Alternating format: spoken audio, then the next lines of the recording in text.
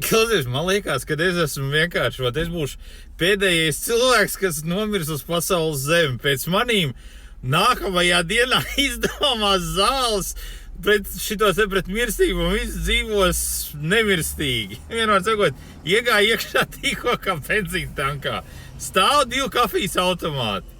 Es pieeju klāt pie vienas kafijas automāta, un viņi ir 2, un es pieeju pie tā pirmā. Noliek kafiju, lai tur taisās. Tur stāv kaut kāda sieviete, brillēs dzer kafiju. Un runājās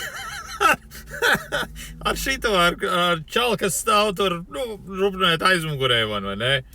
Vienmēr sakot, viņi sāk stāstīt par to, cik tās automāts, kurā es paņēmu kafiju, ir negaršīgs, jā, un kad visgaršīgākais ir tas blakus esošais automāts.